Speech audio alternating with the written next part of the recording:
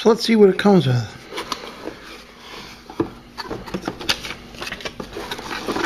Here's the unit itself,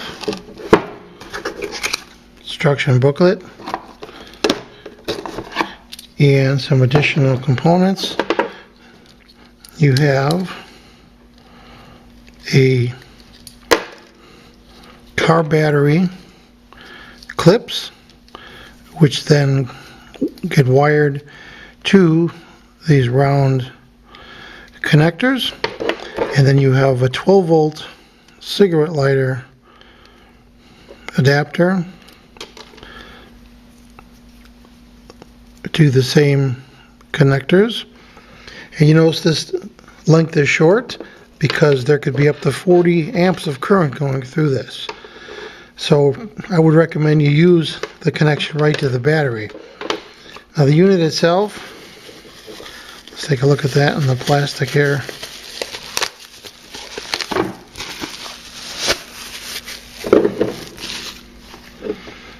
Very nice looking. Looks like an anodized red aluminum. And you have a power switch on off. And then you have the terminals where you put the 12 volts in and a cooling fan. And of course there's heat sinks on both sides, and it's aluminum to dissipate heat. And on the back you have your AC output with the ground and your two 2.1 amp USB ports on there. We're going to test all these things out. Now I'm going to use a power supply that is 3 amps, 13.8 volts, so it's not nearly enough current to drive this thing for high wattage, but we're just going to test the thing and see how it does. And of course what we're going to use is the 12 volt plug right there, and then we're going to connect this to the appropriate minus and plus on the input side of this device. Now these screws have to come completely off because these have to go on there from the top down. So you want to put the black to the black, which is the minus 12, and on most cars in the US that is the body or the ground, the metal, and you want to put the positive on the red, and that's equivalent to the positive terminal on the car battery. So if we turn on the power supply here, and then let's turn the power on here, and I hear a fan going and I feel some air, and I have a little power indicator on the back. Now first thing I'm going to test is the USB ports.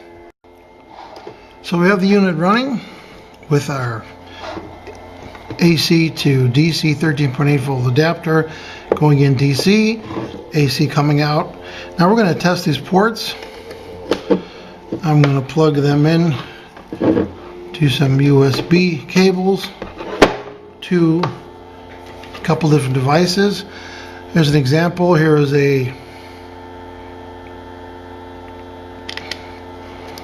one of these LED lights for working on your car. And when I plug it in, you'll notice that I get a charge indication. So this is charging the device for you. Then another example is another one at the same time. Here's another one of these LED lights, and if I plug it into the bottom right there, I get the blinking red status LED that it is charging. I could also charge my cell phone, so let's try that. Let's see if the cell phone accepts the charge. This is a Nexus 6. Let's see what happens when we plug that in. And on the top I see the charge indicator that it is indeed charging. So this is pretty nice, very versatile, because you can charge two things at once with the USB ports. Now let's keep those things charging, and let's see if we can plug something AC into this device. So I want to point something out. I have a drill here, and not a real big drill, probably about 80 watts. Now, because I'm running a supply that's only 3 amps, it's not going to be able to handle the current of this. So watch what happens when you put the drill on. It starts to run, then the warning light comes on. So I'd have to connect this right to a battery to have this drill operate. So keep in mind that the bigger load that you put AC on this device, the more current you're going to need. And it's a factor of almost about, I don't know, about 4 to 1, 5 to 1. So you're going to be able, you have to be able to supply about 30 to 40 amps of 12 volts DC. That's why it's best to try and go right across your battery.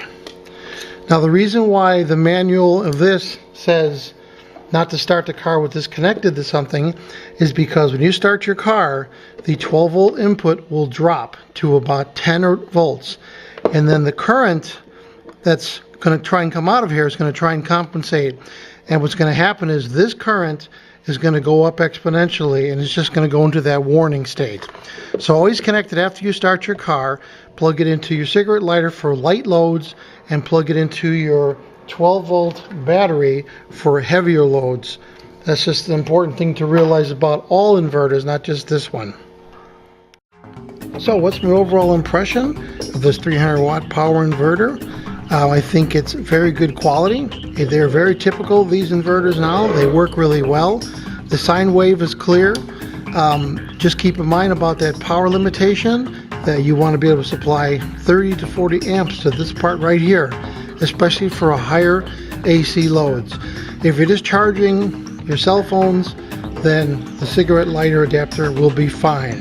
But if you're doing something that requires more of a load, you're going to have to go directly to the car battery.